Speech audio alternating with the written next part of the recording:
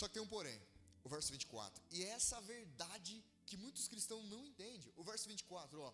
Sendo justificados, diga assim, justificado. Justificado.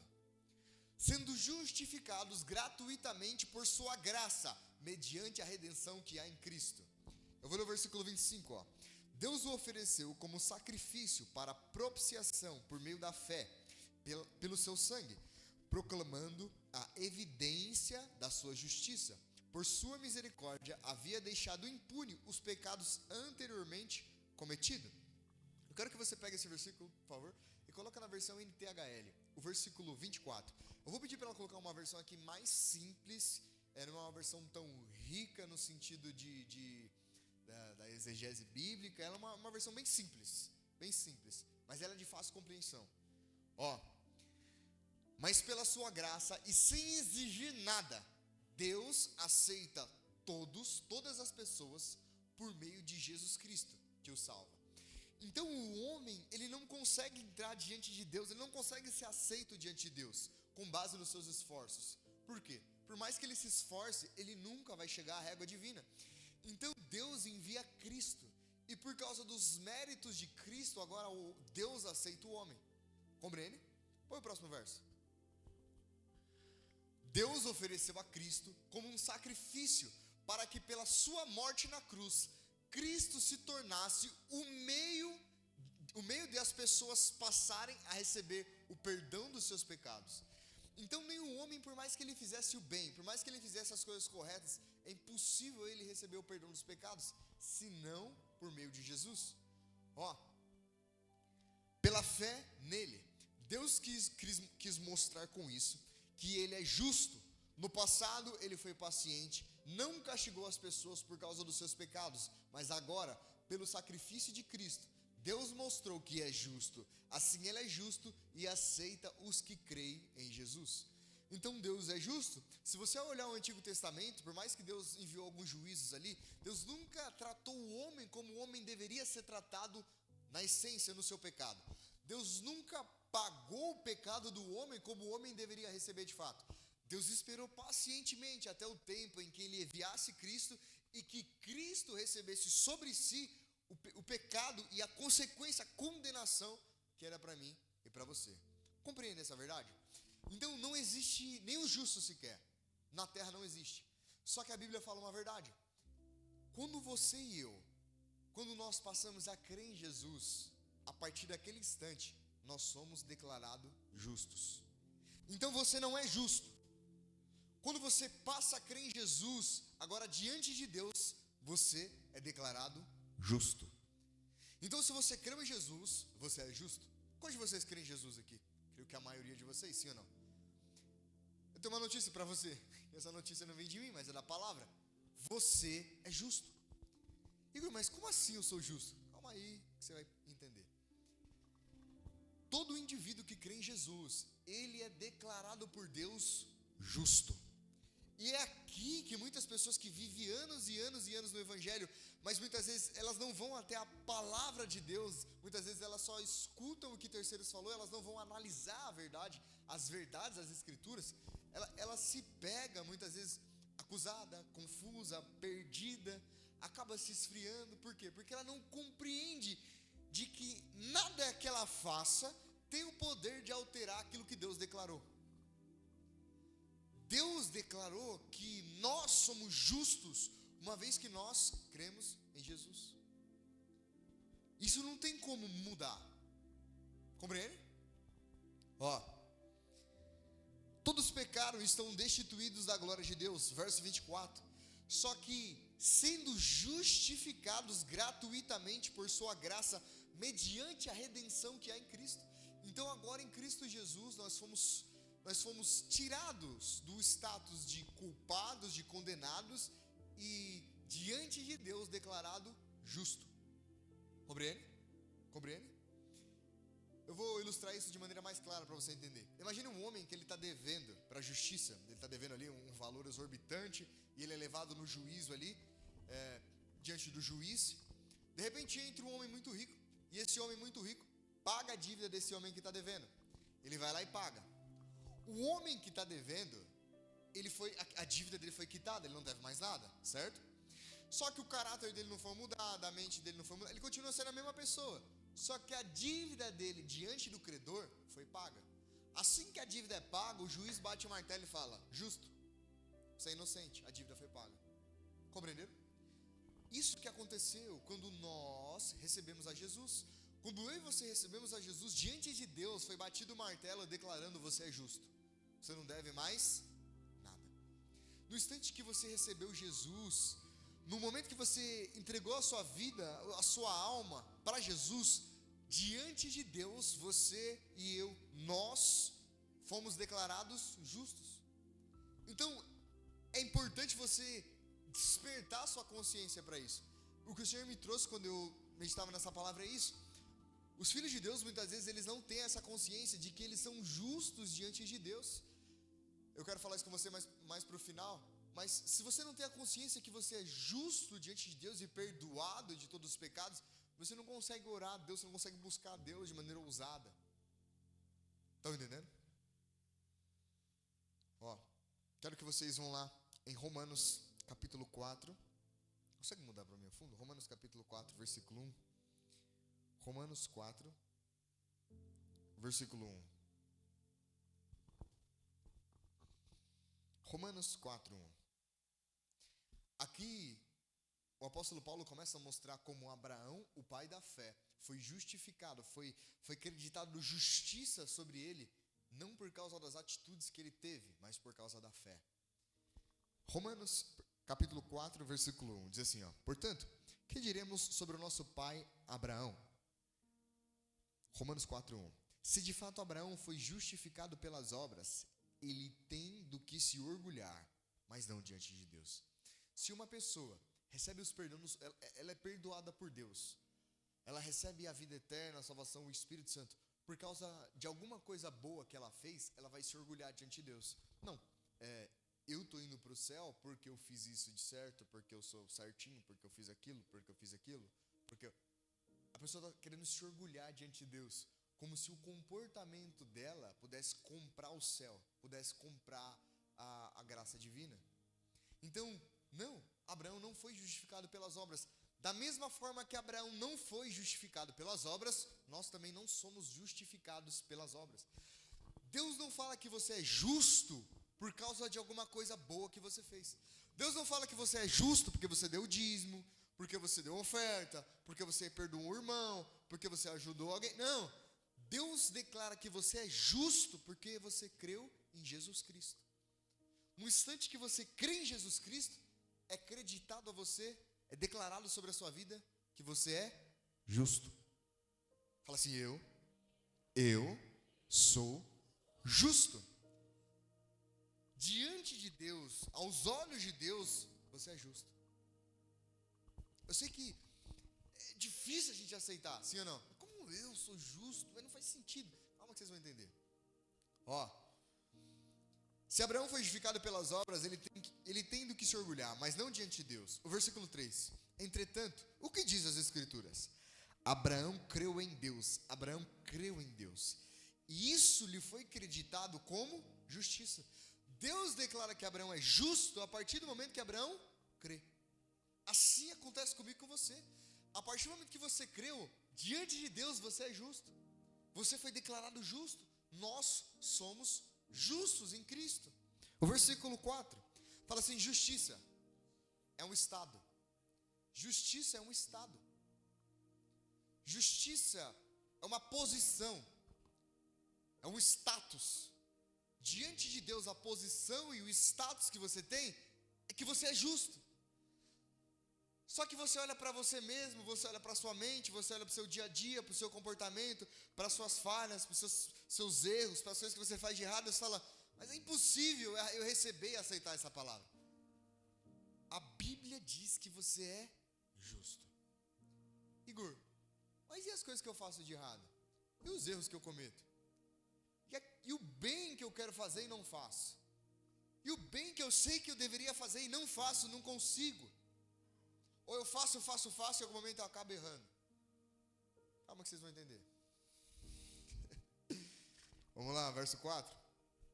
Ora, o salário daquele que trabalha não é considerado como favor. Se uma pessoa trabalha um mês inteiro, no final do mês ali, ela recebeu o salário dela, o patrão não está fazendo um favor para ela. O patrão só está pagando o seu salário, que é devido. Então, se você fazendo as boas obras, se você entra no céu, se você é justificado diante das obras, então não tem graça de Deus, não tem favor de Deus. Porque você está fazendo as coisas boas e como pagamento, Deus é obrigado a te dar aquilo. Por isso que não é assim. Olha o próximo verso. Todavia, a pessoa que não trabalhou, mas no final do mês recebe o salário. É esse versículo? Todavia, o que não trabalha, mas crê em Deus, que justifica o ímpio, sua fé é-lhe creditada como justiça. Vocês entenderam esse versículo? Fala assim, Deus, Ele justifica o ímpio. O ímpio. Deus justifica o ímpio. Então imagine um homem ímpio, um homem mau. O homem que cometeu atrocidades. E não vou falar só de um homem que cometeu, porque talvez você fale assim, pastor, mas eu não faço mal para ninguém, né? Eu não mato, eu nunca roubei nada de ninguém. A palavra ímpio aqui não se trata só de uma pessoa que pratica o mal, mas de uma pessoa que carrega dentro de si a natureza perversa. Talvez você não chegou e matou ninguém, mas na sua mente você já pensou pensamentos que são terríveis. Dentro do seu coração, talvez você não colocou para fora, mas você já sentiu coisas que são abomináveis.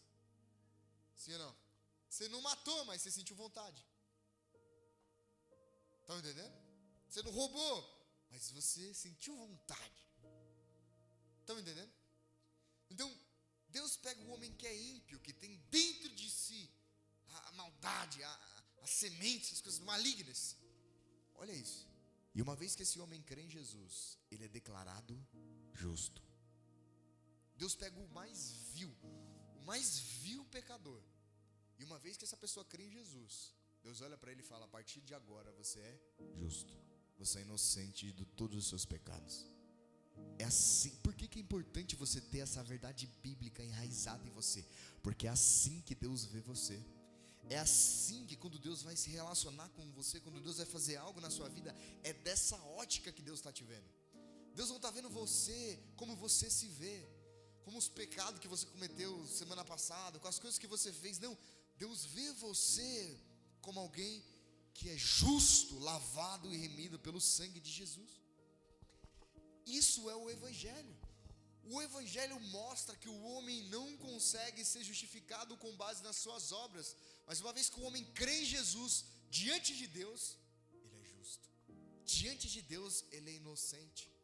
Talvez você esteja um pouco frustrado aí com a sua vida com Deus, com a sua vida espiritual. Poxa, eu não consigo buscar Deus, eu não consigo orar, jejuar, as minhas disciplinas estão em falta, não consigo. Pensando que essas coisas faz com que você seja aceito por Deus. Não é isso que faz você ser aceito por Deus.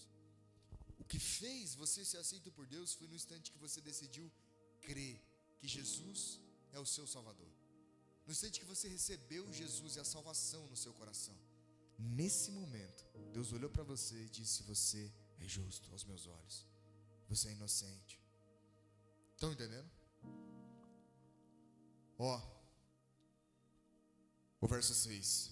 Assim também Davi fala bem-aventurado, ou fala da bem-aventurança, do homem a quem Deus, olha esse versículo, o homem a quem Deus leva em conta a justiça, independente das suas obras. Olha que loucura do Evangelho.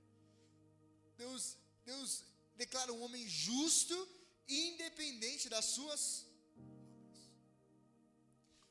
Uma vez, Deus se revelou a um homem, a um profeta, Ananias, e disse, Ananias, vai lá na rua direita e ora por Paulo. Ele está lá, ele está sem enxergar, ele está cego faz 3 dias, e quando você orar por ele, as escamas dos olhos dele vai cair. Ananias fala, Senhor, eu não vou, esse cara é um assassino, ele matava os cristãos, como que eu vou lá orar por ele? Sabe o que Deus fala para ele? Ananias, ele para mim é um vaso escolhido. Deus não escolheu Paulo com base nas obras dele.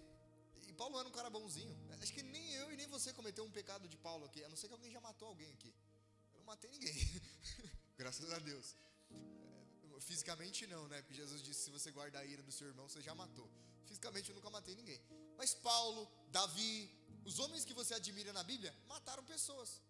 Coisa que acha que Moisés foi um grande homem de Deus, levanta a mão. Moisés foi um grande homem de Deus, sim ou não? Moisés fez o quê?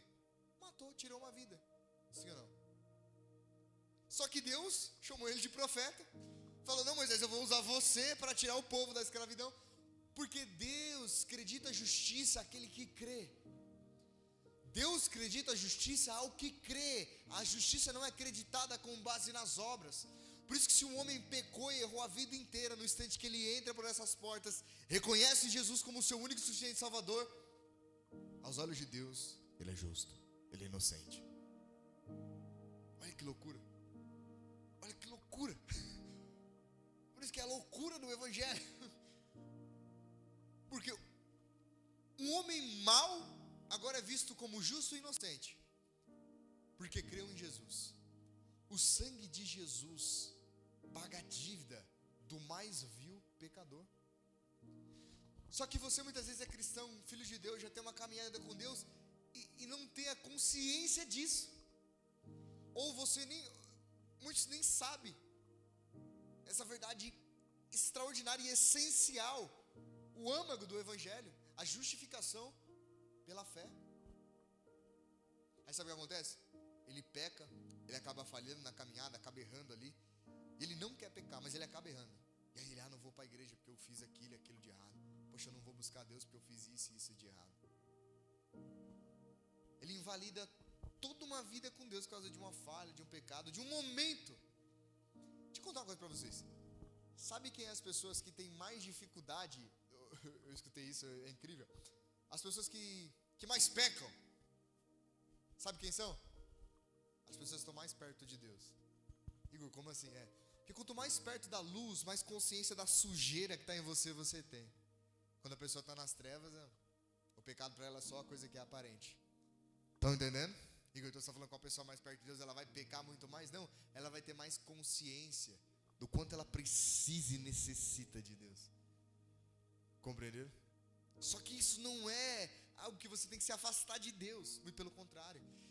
Isso deve gerar em mim e em você uma coisa, a gratidão.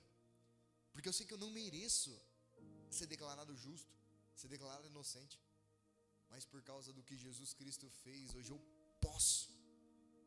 Eu não sou digno, mas Ele me tornou digno. Vocês entendem isso? Isso é extraordinário. Assim também Davi fala da bem-aventurança do homem a quem Deus leva em conta a justiça independentemente das obras. Verso 7. Como são felizes as pessoas que têm suas transgressões perdoadas, cujos pecados são cancelados. Bem-aventurado aquele a quem o Senhor jamais, olha esse versículo, bem-aventurado aquele a quem o Senhor jamais, em hipótese alguma, cobrará o preço do pecado. Bem-aventurado o homem que o Senhor jamais cobrará o preço do pecado. Quem é esse homem? Quem é essa pessoa? Eu e você, uma vez que nós aceitamos e recebemos a Jesus. Deus nunca vai olhar para mim e para você e cobrar-nos por causa do pecado. Isso é ser declarado justo. Igor, mas todo pecado tem consequências? Você vai colher as consequências. Mas se Deus fosse, imagine você colher as consequências, ainda mais o juízo de Deus, quem suportaria? Vocês compreendem? A justificação é algo central que você tem que ter no seu coração. Deus não ama você porque você é bom. Deus não aceitou você porque você é bonzinho. Deus não aceitou você porque você tem algo bom a oferecer. É porque Ele é bom. E Ele, na sua bondade, decidiu nos amar e nos entregou o Filho dEle. É porque Ele consegue ver algo em nós que nem nós mesmos conseguimos enxergar. É porque na sua bondade, na sua grandeza, Ele vê valor em nós, em momentos que nem nós mesmos conseguimos ver valor em nós. E o valor de Deus, e o valor que Ele viu, não foi só um valor de boca. A prova que Deus vê valor em nós, Ele tem entregado o Filho dEle para morrer por mim e por você. Se você pensa assim, minha vida não vale nada, eu já fiz tudo errado, eu já estou velho de idade, já vivi o que tinha que viver, fiz tudo errado, agora, ei, você está com a mente completamente errada.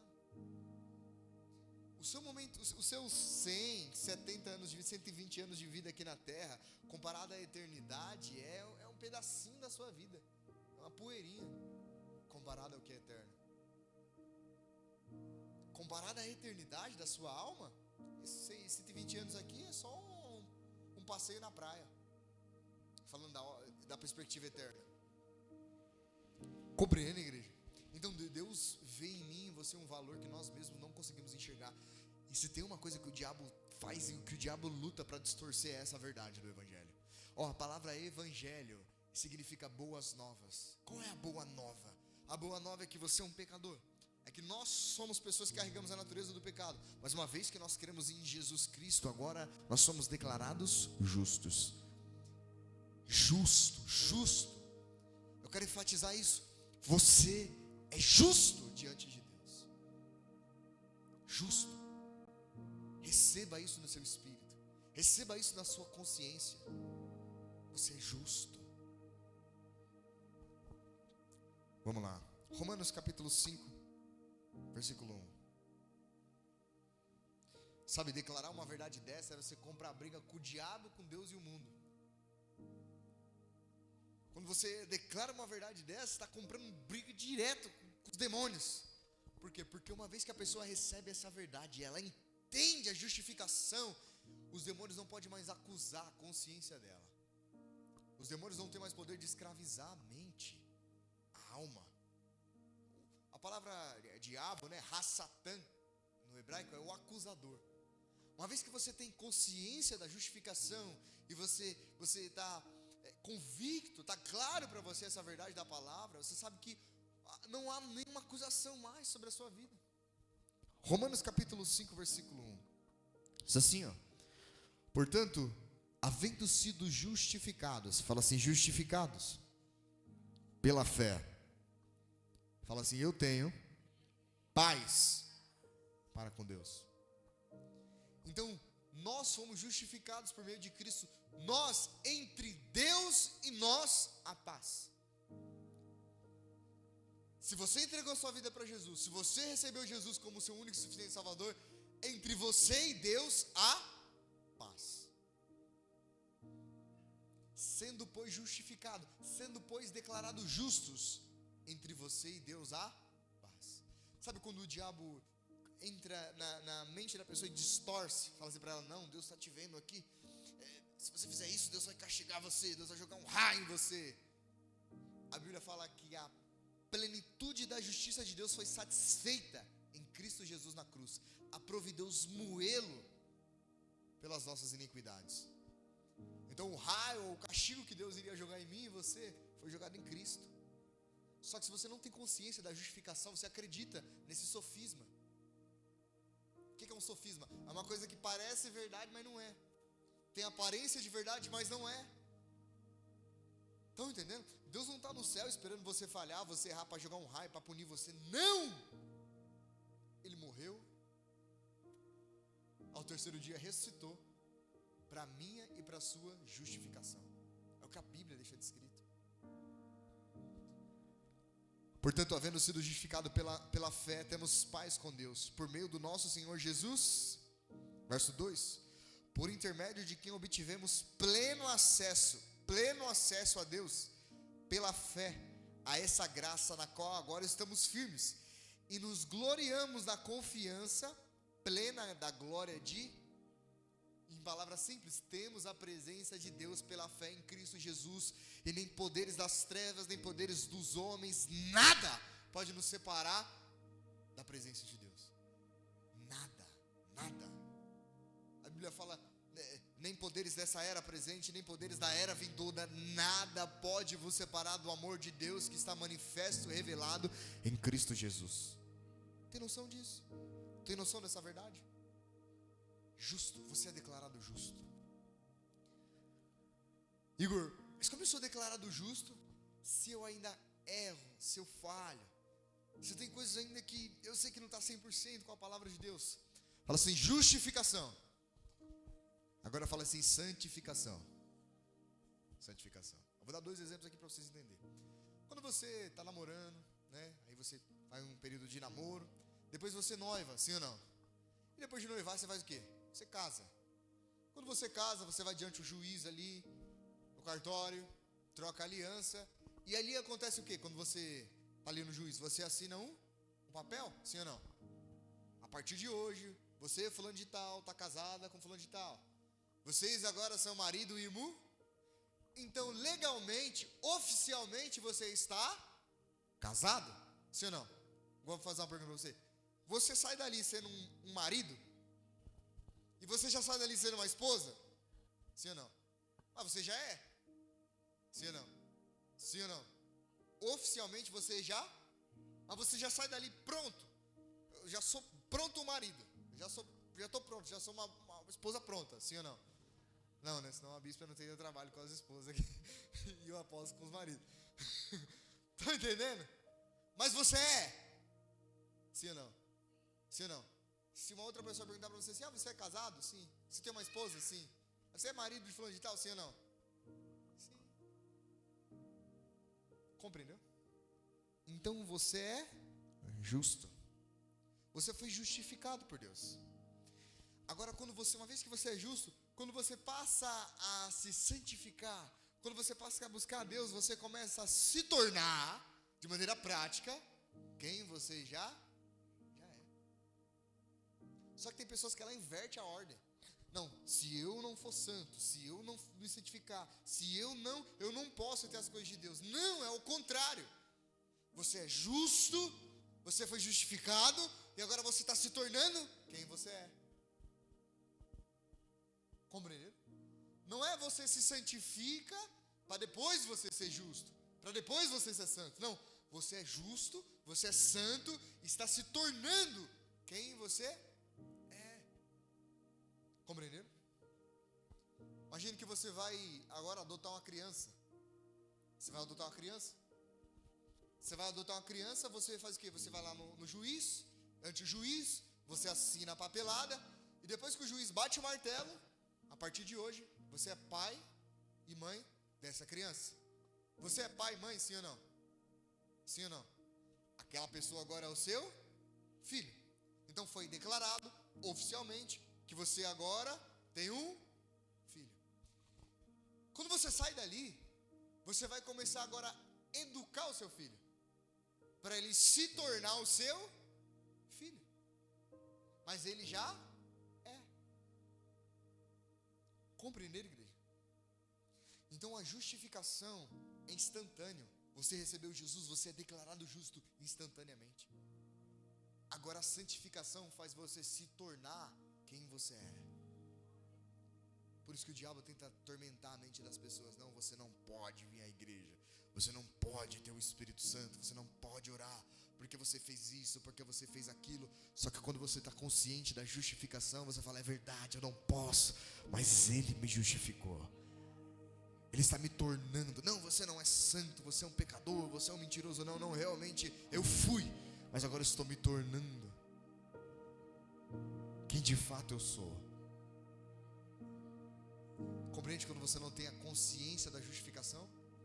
Você pensa que você agrada a Deus com base nas suas obras, com base na quantidade de horas que você jejua, com base na quantidade de horas que você fica de joelho. Não, Deus já amou você, é por isso que o Espírito Santo está dentro de você, te levando a essas coisas. Não é o contrário, não é essas coisas que faz você ser aceito por Deus. É porque Deus aceitou, amou você, te deu o Espírito Santo, a salvação, que você é levado a orar, a buscar, a jejuar. Estão entendendo? Imagine o coração de uma criança que foi adotada. Como é que essa criança fica com relação aos pais que adotou ela? Qual vai ser o sentimento que ela vai ter quando ela cresce? Qual é a palavra? Gratidão. Por que você jejua? Por que você ora? Por que você... Igreja, uma pessoa só fala do amor de Deus, só fala de Jesus, só testemunha Cristo quando é claro para ela essa verdade. quando é claro que ela foi amada e aceita por Deus, independentemente de quem ela foi e do que ela fez. Quando ela não tem consciência dessa verdade, ela, não, eu não posso falar de Jesus porque eu não sou um exemplo. Eu sei que que você tem que ser exemplo como um cristão, né? Há uma grande nuvem de testemunhas que te rodeia, mas quando dentro de você ferve a verdade do Evangelho, você olha para a pessoa e fala: ei, eu sei como que é estar aí, eu sei como é estar longe de Deus, eu também não merecia, mas hoje eu estou perto. E da mesma forma que eu estou perto, o acesso também é aberto a você, porque não é pelas obras, mas é pela graça, é pela bondade do Senhor. Uma pessoa que entende a verdade da justificação, ela sabe dentro de si, ela sabe que ela não merece e que a dívida que ela tem com Deus é impagável, mas ela tem uma coisa: gratidão. Ela é grata ao Senhor, ela ora, ela jejua, não porque ela quer conquistar Deus, mas porque ela sabe que não consegue viver sem Deus, porque ela não consegue viver afastada da bondade de Deus, porque ela reconhece que precisa da presença de Deus, porque ela é grata a Deus. Isso é o Evangelho. Ela se doa às pessoas, ela entrega a sua própria vida para servir os outros, não porque ela quer um status, não porque ela quer uma fama, não porque ela quer ser vista, não porque ela quer ser aplaudida, não por motivos egoístas, pessoais, não. É porque é consciente de que Deus a amou de maneira eterna. Ela é grata. Estão entendendo? Há irmãos em Cristo Jesus que são irmãos sinceros, irmãos genuínos. Você olha assim, são irmãos de verdade, mas eles não têm a consciência dessa verdade. Aí sabe como que eles vivem o Evangelho? Um Evangelho pesado. Fala para ele: vamos na igreja, é pesado. Vamos orar, é pesado. Vamos jejuar, não, é pesado. Vamos ler a palavra, aprender sobre Deus, é pesado. Porque na consciência dele ainda ele está sobre o jugo do pecado. É como se Deus tivesse ido lá e aberto a tranca da gaiola, mas a pessoa está lá dentro. Que a mente dela, a consciência dela está lá dentro. Então, as coisas de Deus ficam pesadas. Não, servir a Deus é difícil, nossa. O mais difícil ele já fez, que foi morrer na cruz.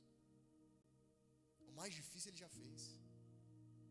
Imagine se Deus coloca assim, ó: para você ir para o céu você tem que jejuar 500 dias seguidos. Imagine se Deus começa a fazer um checklist que você tem que cumprir para entrar no céu. Fala aí para mim, que ser humano que eu suportaria? O mais difícil Deus já fez. O mais difícil Deus já fez. Eu não estou dizendo que no Evangelho não tem momentos difíceis, que não tem aflições. Tem. Mas quando você tem consciência da palavra pura de Deus, você sabe que essas aflições são somente leves e momentâneas tribulações, comparado ao que Deus fez. Quero que vocês vão lá em Tito. Tito capítulo 3, versículo 3.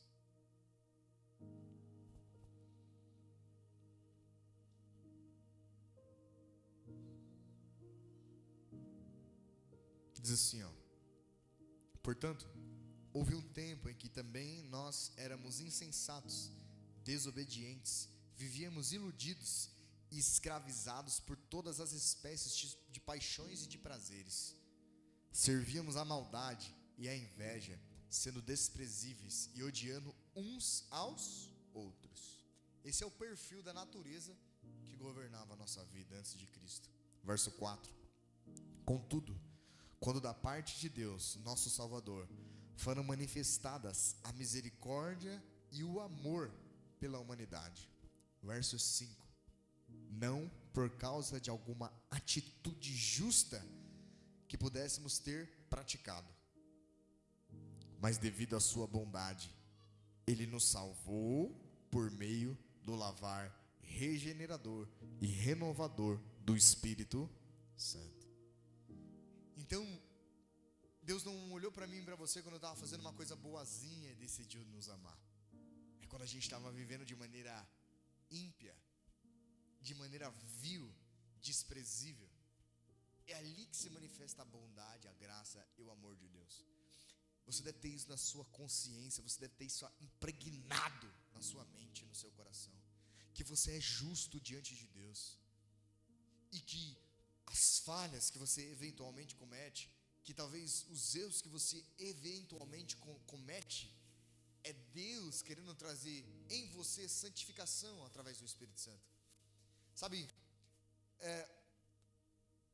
os caminhos que você toma, que muitas vezes você sabe que não agrada a Deus, Deus não joga você fora por causa disso. Muito pelo contrário, Ele quer operar em você, e nesse lugar de fraqueza, a regeneração e a renovação pelo Espírito Santo. Estão entendendo? Então não se lance a si mesmo fora da presença de Deus por causa de um pecado que você cometeu. Não se exclua você mesmo da graça de Deus por causa de um erro que você cometeu, porque Deus está operando em você o processo da santificação. Só que se você não tem consciência dessa verdade, você errou, a primeira coisa que você fala: não vou para a igreja não vou mais orar, não vou mais buscar a Deus. Não, quem está sujo precisa tomar banho. Estão entendendo? Quem está no pecado precisa de Deus.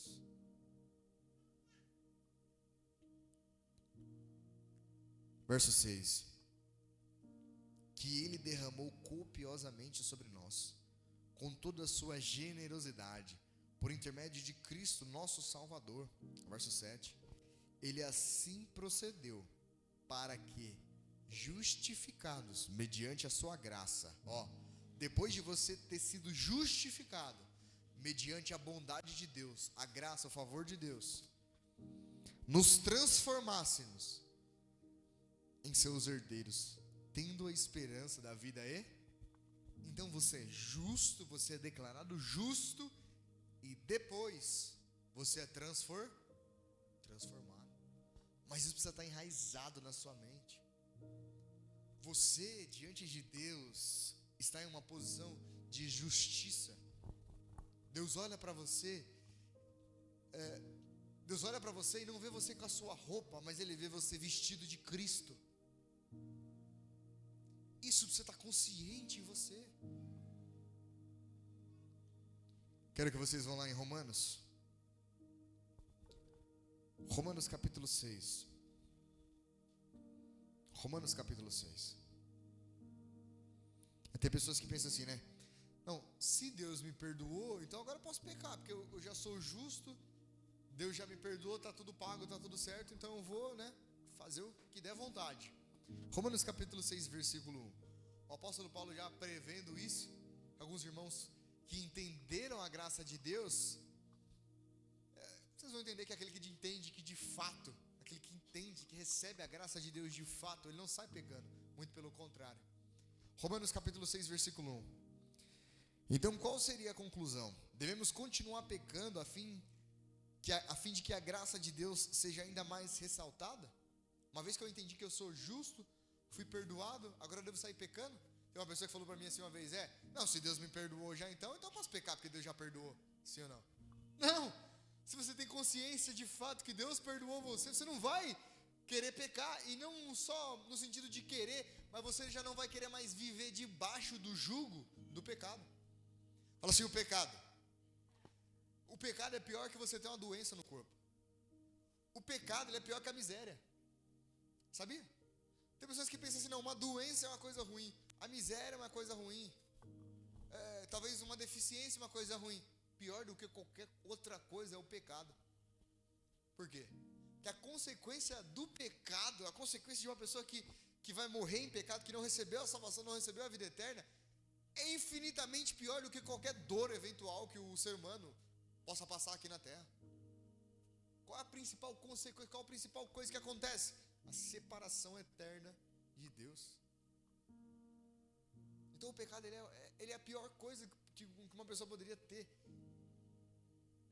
Ele vai ter a vida aberta para os demônios ali. Então a vida na terra é um sofrimento, que o pecado dá legalidade para os demônios. Já vai ser uma bagunça. Quando morrer ainda, vai para atormentar mais ainda. Então pior que a miséria, pior que a doença, pior do que os problemas, pior das coisas não acontecer da forma que nós esperamos, é o pecado. Compreende? Então qual seria a conclusão? Devemos continuar pecando a fim de que a graça seja mais ressaltada? Não, de forma alguma. Verso 2: nós que morremos para o pecado, como seria possível desejar viver sob o seu jugo?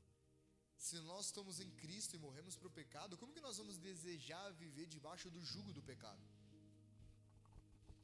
Se nós, que de fato entregamos a nossa vida para Jesus e a nossa busca é viver uma vida em comunhão com Deus, como que eu vou viver debaixo do jugo do pecado? Versículo 5: se desse modo fomos unidos a Ele na semelhança da sua morte, com toda certeza seremos também unidos na semelhança da sua ressurreição. Então, com relação ao pecado, nós estamos mortos. Da mesma forma que Jesus Cristo morreu fisicamente, nós espiritualmente estamos mortos para o pecado. O pecado já não tem mais poder de dominar sobre nós, porque a graça de Deus nos capacita a viver em vitória sobre o pecado. Fala assim, pecado. O que é o pecado? O pecado, a etimologia da palavra pecado fala de errar o alvo. Mas eu vou resumir de maneira simples. Pecado é toda vez que você quebra um princípio da palavra de Deus. Pode ver, você pega uma pessoa, o casamento está destruído. Aí você vai lá, senta, começa a conversar. Dá 5 minutos que você começa a conversar, você já consegue perceber o princípio que ela está quebrando. Por isso que as coisas estão do jeito que estão. Estão entendendo? Quando a quebra de princípio da palavra, aí o pecado entra. Aí a bagunça toma conta. Compreende, igreja? Só que nós que temos o Espírito Santo, nós temos a natureza divina, a natureza de Deus dentro de nós. Então nós não cumprimos regras. Nós temos a vida de Deus em nós. Entendem? Uma coisa que muitos cristãos também têm na mente, que o evangelho é seguir uma conduta. É um monte de regras que a pessoa tem que seguir. Aí se ela seguir aquelas regras, ela é evangélica. Fala assim, Deus não é evangélico. Deus não é evangélico. A pessoa põe na cabeça dela assim, não, porque se eu tiver tal comportamento, se eu vestir tal roupa, se eu agir dessa daquela forma, eu sou evangélico. Deus não é evangélico. Deus é o autor da vida. E o evangelho, ele é espírito e vida. Jesus disse, as minhas palavras são espírito e vida. Não é um conjunto de regras, não é um conjunto de doutrinas que você segue. É o espírito de vida dentro de você. Não é só assim, não adulterarás. Não é não adulterarás, é ame a sua esposa. Não é assim, não roubarás. Não, é ame o seu próximo como a ti mesmo. Entende?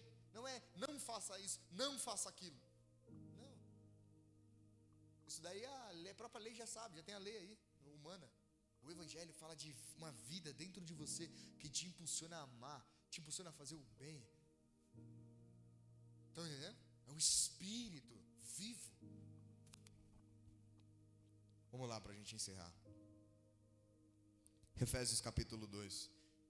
A graça de Deus não é uma licença para pecar. Muito pelo contrário, quem verdadeiramente se encontrou com o Espírito de Deus e recebeu a graça divina, ele não quer viver uma vida no pecado. Efésios capítulo 2. Igor, então não tenho que fazer boas obras, se Deus já me salvou mesmo, então, né? Então não preciso fazer as coisas boas, se Deus já me salvou. Não. Você não é salvo pelas coisas boas que você faz. As boas obras, ela não é a causa da sua salvação. Eu fiz boas obras, eu fiz boas coisas, agora eu vou para o céu. Não. Ela é o resultado. Você foi salvo, por isso que você faz boas obras.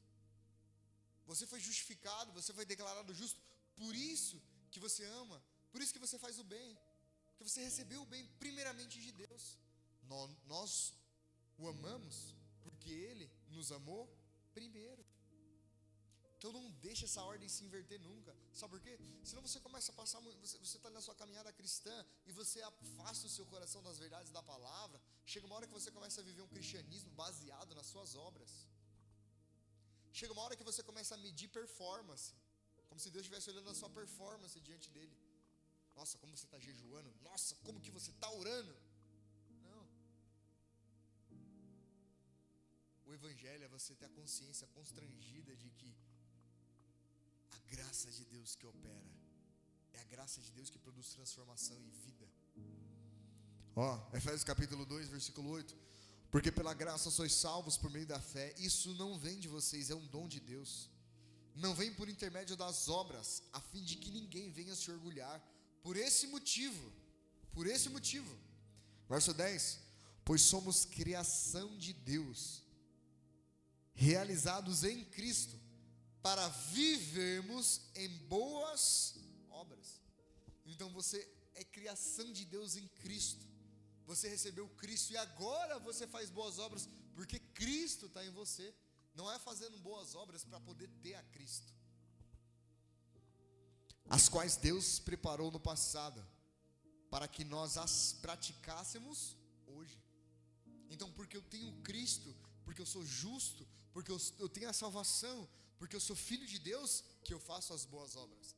Eu não faço essas coisas para poder ter a Deus, para poder ser salvo, para poder ser declarado justo, não. Vocês entendem? Por que é importante você ter essa verdade enraizada? Porque o diabo vai vir. Ele vai vir, esse é o papel dele. Acusar a sua mente. Mas você fez isso, mas você fez aquilo. Você tem isso e isso dentro de você. Se você não tiver consciência, se isso não for uma verdade enraizada em você, você não consegue. Quando a acusação vir, você fala, é verdade. Nossa, eu não posso ir para a igreja, eu não posso buscar, eu não posso ter a Deus porque eu fiz isso e isso de errado. Por isso que a Bíblia chama você para renovar o nosso entendimento. Para você entender que Deus amou você primeiro, independentemente do que você fez ou de quem você seja. No instante que você crê nele e recebe ele como seu Senhor e Salvador, o Espírito Santo justifica você e começa dentro de você santificação, transformação. Vamos lá para a gente encerrar. Capítulo 4, Efésios capítulo 4, verso 32. Fala assim, perdão. Perdão. A obra da salvação, ela se manifesta de 3 formas: justificação, santificação e glorificação. Corpo, alma e espírito. Deus nos salvou nas 3 áreas: no espírito, na alma e quando você morrer e ressuscitar no corpo. Eu e você, eu vou conjecturar aqui, eu e você somos proibidos de não perdoar. Se você recebeu Jesus, se você entregou a sua vida para Jesus, eu e você somos proibidos de não perdoar. Igor, nós é proibido? Entenda a palavra. Não faz sentido você não perdoar as pessoas, se Deus perdoou você em Cristo. Efésios capítulo 4, versículo 32. Vou ler o versículo 31. Vou ler o 30. Vou ler o 29. Vamos do 29 ao 32, Não saia da vossa boca nenhuma palavra que cause destruição, mas somente aquilo que for útil para a edificação, de acordo com a necessidade, a fim de que comunique graça aos que ouvem. Aqui pega alguns irmãos que já são crentes há muito tempo, aí ele olha para o irmão e começa a condenar o irmão. Nossa, mas você viu aquele irmão? Ele é da igreja, mas ele faz isso, ele vai na igreja, mas ele faz isso, ele faz aquilo, ele quer ser juiz da vida do irmão. A Bíblia não fala que nós não podemos julgar. Jesus disse, quando vocês for julgar, julgue segundo a reta justiça, mas tenha consciência que com a medida que você medir, você vai ser medido. Tá entendendo? Jesus falou que você pode julgar, você não pode condenar ninguém, você não tem o poder de condenar ninguém, você não tem o poder da salvação, de dar vida a ninguém. Então tira da sua mente que ser cristão é uma competição para ver quem é mais santo. Sabe, tem irmãos que eles vivem nisso. Não, vamos ver quem é mais evangélico, quem aparenta ser mais espiritual. Isso é infantilidade. Isso não é o evangelho. O evangelho é você olhar para o cara que é o seu irmão em Cristo Jesus, que vem na igreja com você, que está no pecado, você ter compaixão e falar, poxa, o que eu posso fazer para ajudar o meu irmão? Isso é o evangelho. O que eu posso fazer para de alguma forma resgatar? Isso é o evangelho. Que saia da vossa boca palavras que comuniquem graça, não condenação. Condenação, o diabo já está aí. Sabe, tem pessoas que competem. Isso é uma infantilidade, isso é uma carnalidade terrível. Pessoa que compete para ver quem prega melhor, para ver quem é uma pessoa que mais aparece. Isso aqui não é uma empresa, isso aqui é o reino de Deus. Estão entendendo? Tem pessoas que ela vive anos na igreja, mas ela não conhece o evangelho. Se você falar para ela que a justificação é pela fé, ela vai bater em você. Sabe por quê? Porque uma vez que ela entende que a justificação é pela fé, todas as obras que ela faz e que ela se orgulha, é poeira. Ela se orgulha porque ela é melhor que o outro. Quando vem na consciência dela, ei, você não é melhor do que ninguém. Sabe, você se comparar um cristão, crente, um cara que está cheio de pecado é fácil. Sim ou não? Você vem na igreja, você não mata ninguém, né? Você não faz nada de errado. Você se compara com uma pessoa, nossa, essa pessoa é uma pessoa má, meu Deus. Se compara com Cristo.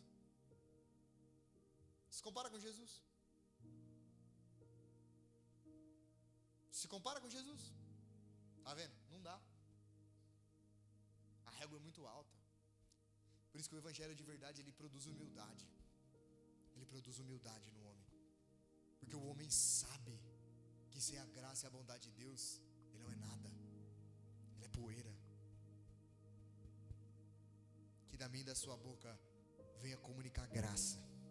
Que os nossos lábios venham comunicar graça quando a gente vê alguém caindo, alguém fraquejando. Que da nossa boca possa sair palavras de vida e não de condenação. Verso 30. E não entristeçais o Espírito de Deus, com o qual vocês foste selados para o dia da redenção. Fala assim, entristecer o Espírito Santo. Quando você fala palavras de condenação, de morte sobre uma pessoa, palavras torpes, e algo que entristece o Espírito Santo, quando você rejeita a palavra de Deus, quando você rejeita a verdade da palavra de Deus.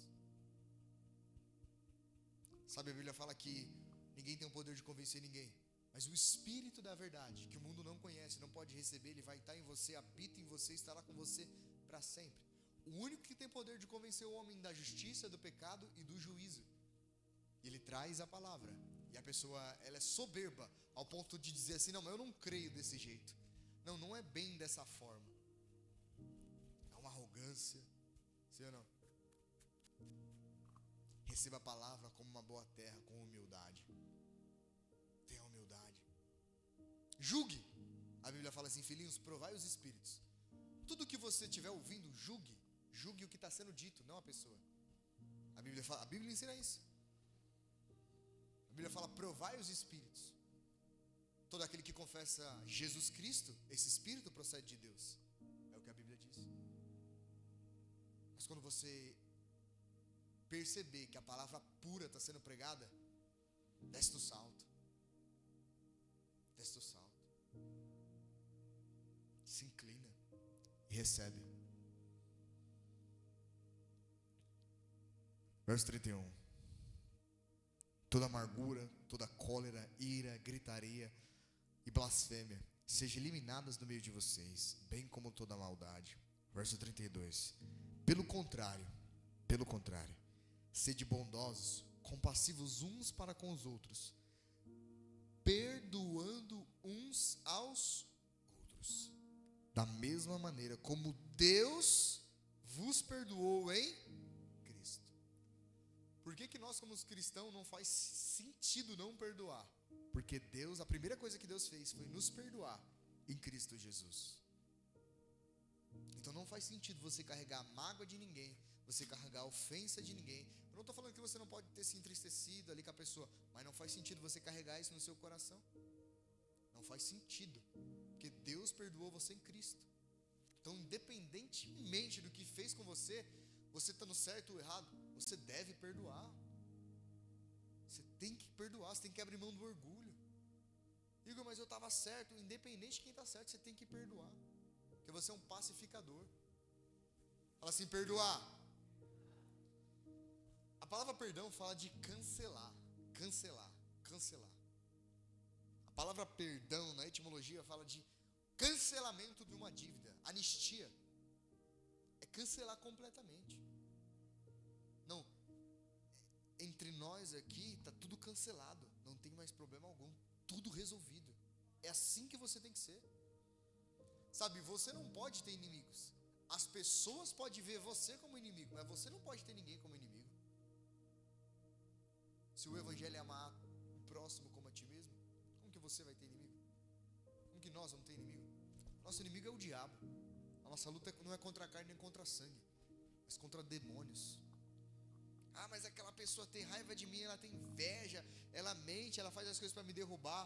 Ela pode ter isso, mas o que ela não dita o que você tem. Que espírito está em você? Quando você perdoa, quando você age com amor, com bondade, mesmo em face da maldade, você demonstra quem está em você. Lembra que Jesus disse? Amar o que vos ama é fácil. Sim ou não? Fazer o bem é o que faz o bem a você é fácil. Agora ore por aquele que te persegue. Perdoe aquele que te faz o mal. Seja bondoso com aquele que te faz o mal. Aí sabe o que acontece? De verdade, a santificação, os frutos do Espírito está nascendo em você. Aí você que é justo está se tornando justo. Fala assim, perdão. Vamos encerrar. 1 João capítulo 3, verso 20. Igreja, como o evangelho é poderoso. Como a palavra de Deus por si só de ser pregada já tem poder, igreja. Como o evangelho é extraordinário. Diferente de qualquer literatura, livro, qualquer coisa que você for ler, o evangelho é poderoso. 1 João capítulo 3, versículo 20. Pois se o nosso coração nos condena, vamos ler o versículo 18. Filhinhos, não amemos de palavras e nem de boca, mas sim de atitude, ações e em verdade. Dessa forma saberemos que somos da verdade e acalmaremos o nosso coração na presença dele. Verso 20. Pois se o nosso coração nos condena, Deus é maior que o nosso coração e Ele é conhecedor de tudo. Fala assim, eu devo perdoar, principalmente a mim mesmo. Tem pessoa que ela perdoa o outro, mas ela não perdoa a si mesma. Ela é tão dura consigo mesma, ela coloca um jugo tão pesado sobre ela mesma que nem Deus coloca.